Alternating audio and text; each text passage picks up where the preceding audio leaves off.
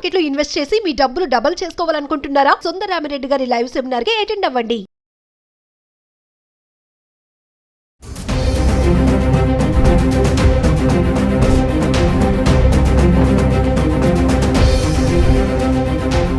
నమస్తే, welcome back to Suman T. ప్రస్తుతం మనతో పాటు ఉన్నారు certified astro business coach Javeria గారు. నమస్తే మేడం. నమస్తే నవీన గారు. మేడం, మరి భారత్ పాక్ పోరు మధ్యలో చూసుకుంటే యుద్ధం జరుగుతుంది, హోరాహోరీగా ఉంది. పాకిస్తాన్ మన పైన, భారత్ పాకిస్తాన్ పైన కూడా. మరి ఈ టైంలో పసిడి ధరలు ఎటు వెళ్తాయంట, అంటే పెరుగుతుందా తగ్గుతుందా, అంటే ఒకసారి దాని గురించి చూసుకుంటే. సో వార్ ఎఫెక్ట్ అయితే ఉంటుంది నవీన గారు. ఎందుకంటే ఎప్పుడైనా సరే వార్ వస్తుంది అంటే మనకు సేఫ్ రిసోర్స్ ఏది అనేది ఫస్ట్ తెలుసుకుంటాం అనమాట. So May 6th RB almost 25 tons కొనుగోలు చేసింది అనమాట. దీని వలన కూడా చూసాం, అంటే ఎస్టర్డే కావచ్చు, డే బిఫోర్ ఎస్టర్డే కావచ్చు, ధరలు పెరిగాయి, బాగా పెరిగింది గోల్డ్. ఎందుకంటే కొనుగోలు చేసామన్నమాట. సో అలాంటప్పుడు ఇన్ఫ్లేషన్ ఉన్నా, తర్వాత వార్ ఎఫెక్ట్ ఉన్నా, ఏదున్నా కూడా మనకు ఇంటర్నేషనల్ మార్కెట్ పైన ప్రభావం చూపిస్తుంది. సో ఇంటర్నేషనల్ మార్కెట్ పైన ప్రభావం చూపిస్తుంది అంటే షేర్ మార్కెట్ చూసుకుంటే అక్కడ ఫ్లక్చుయేషన్స్ మనకు భారీగా కనిపిస్తాయి. సో షేర్ మార్కెట్ ఎప్పుడైతే ఫ్లక్చుయేషన్ ఇస్తుందో అప్పుడు కమాడిటీ మార్కెట్ అనేది పెరుగుతుంది. సో కమాడిటీ మార్కెట్లో ఫస్ట్ ప్రధానంగా మనకు గోల్డ్, సిల్వర్ వస్తాయన్నమాట. సో అలాంటప్పుడు గోల్డ్కి డిమాండ్ ఎక్కువ పెరుగుతుంది. So gold is a yellow metal, is the limited resource. So ఈ లిమిటెడ్ రిసోర్స్ ఎప్పుడైతే ఉంటుందో, దాని డిమాండ్ ఎప్పుడైతే పెరుగుతుందో మనకు ధర కూడా అలానే పెరుగుతుంది అనేది ఒక కామన్ థింగ్ అనమాట. సో జవేరియా గారు, మరి నిన్న ఈ రోజు కంపేర్ చేస్తే ఎంత పెరిగింది, ఎంత తగ్గింది, మరి కంపారిజన్ ఏంటి ఒకసారి చార్ట్. ఆ మైనర్ ఇక్కడ చూసుకుంటే మనకు మైనర్గా అంటే డిప్రిషియేషన్ అయితే కనిపిస్తుంది.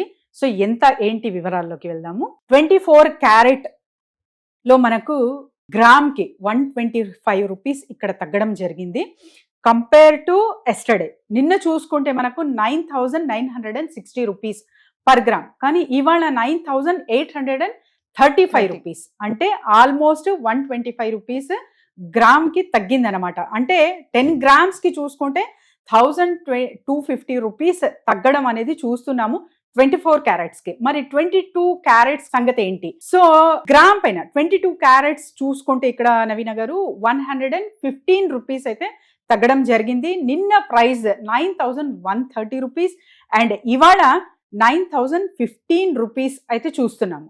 మరి 18 క్యారెట్స్ ఎలా ఉంది? సో 94 రూపీస్ అయితే తగ్గింది పర్ గ్రామ్కి. ఇక్కడ నిన్న 7,470 అండ్ ఇవాళ 7,376 రూపీస్ అయితే చూస్తున్నాం అనమాట.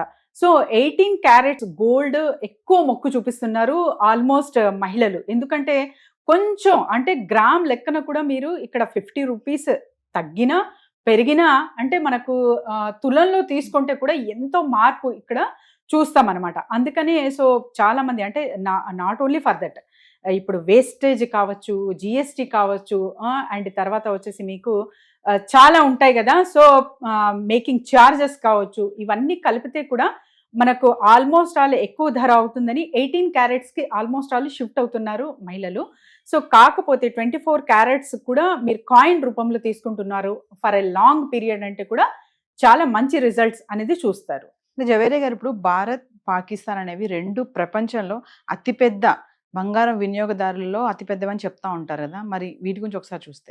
ఎస్ నవీన గారు, 2002లో చూసుకుంటే నవీన గారు ఇండియా పాక్ మధ్యన కొంచెం ఘర్షణలు వల్ల ఆల్మోస్ట్ బంగారం ధర 27 months ఇక్కడ గరిష్ట స్థాయికి చేరాయి అనమాట. అలాగే 2022లో రష్యా యుక్రెయిన్ వార్ వల్ల కూడా సో 8% పెరగడం అనేది జరిగింది. సో ఎక్కడైనా సరే ఇక్కడ చూసుకుంటే మనకు ప్రధానంగా వార్ కానివ్వండి, ఇంటర్నేషనల్ ఫ్లక్చుయేషన్స్ కానివ్వండి, మార్కెట్ ఫ్లక్చుయేషన్ వలన ఫస్ట్ మనకు సేఫ్ జోన్కే ప్రాధాన్యత ఇస్తాం అనమాట.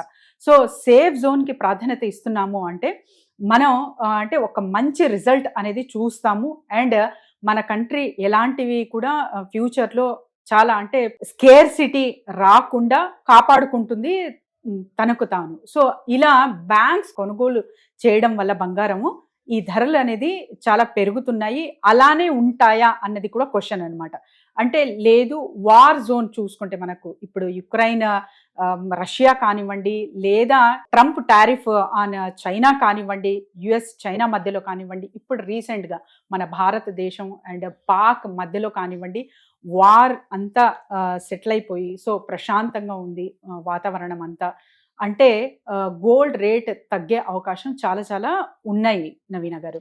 లేదు ఇలానే వార్ కంటిన్యూయేషన్ కానివ్వండి, మార్కెట్ ఫ్లక్చుయేషన్ కానివ్వండి ఉంటాయి ఇంకా అంటే గోల్డ్ రేట్ పెరగడంలో ఎటువంటి సందేహం లేదు. అంటే ఇప్పుడు చాలా రిపోర్ట్స్ చెప్తున్నాయి మేడం, ఇప్పుడు భారత్ పాకిస్తాన్ ఈ ఘర్షణలు జరుగుతున్న ఈ నేపథ్యంలో చాలానే పెరిగే అవకాశాలే ఎక్కువ ఉన్నాయి, తగ్గే అవకాశాలు చాలా తక్కువ ఉన్నాయి అంటున్నారు. అంటే ఈ టైంలో ఇలాంటి వార్ టైంలో ఈ బ్యాంక్స్ కూడా గోల్డ్ని రిజర్వ్ చేసి పెట్టుకుంటుందా? మీరు స్టార్టింగ్లో చెప్పారు టన్నుల బంగారాన్ని రిజర్వ్ చేసి పెట్టుకుంది అని చెప్పేసి. అంటే ఈ వార్ జోన్లో ఉన్నప్పుడు బిఫోర్గానే ముందే అంటే ఫ్లక్చుయేషన్స్ ఎలా ఉంటాయో రేట్స్ అని చెప్పేసి రిజర్వ్ చేసుకోవడం జరుగుతుంది అంటారా? ఎస్, అబ్సల్యూట్లీ కరెక్ట్ నవీన గారు. ఎందుకంటే ఇప్పుడు ఫర్ ఎగ్జాంపుల్ నేను చెప్తున్నాను చిన్నగా, అంటే ఎవరికైతే ట్యాప్ అవైలబుల్ ఆల్మోస్ట్ ఆల్ ఉంది, లేదు నీళ్లు ఈ టైం నుంచి ఈ టైం వరకు కట్ చేస్తాము అని ఇంతకుముందు వినేవాళ్ళం. అప్పుడు ఏం చేసేవాళ్ళు అందరూ? సో సింపుల్ ఎగ్జాంపుల్, అంతా స్టోర్ చేసి పెట్టేవాళ్ళం, చిన్న చిన్న గిన్నెల్లో కూడా స్టోర్ చేసి పెట్టేవాళ్ళం. యాజ్ ఇట్ ఈజ్ ఒక yellow metal is limited here. So అందుకని చెప్పి దేనికి ఎక్కువ విలువ ఉంటుందంటే, ఎందుకంటే 5 decades చూసుకున్నా, ఇప్పుడు గడిచిన హిస్టరీ చూసుకున్నా, రాబోతున్న హిస్టరీ చూసుకున్నా కూడా 5 decades ఆల్మోస్ట్ ఆల్ ఏదైనా కంటిన్యూస్గా చూసాము ఒక రిసోర్స్ని అంటే అది ఎల్లో మెటల్ గోల్డ్. సో గోల్డ్కి ప్రాధాన్యత అంతా ఇంత లేదు, ఎందుకంటే ఎప్పుడైనా సరే డాలర్కి కంపారిజన్లో గోల్డ్ మాత్రమే నిలిచింది నవీన గారు. గోల్డ్ ప్రైస్ అనేది విలువ అనేది ఎప్పటికీ తగ్గదు, తరగదు.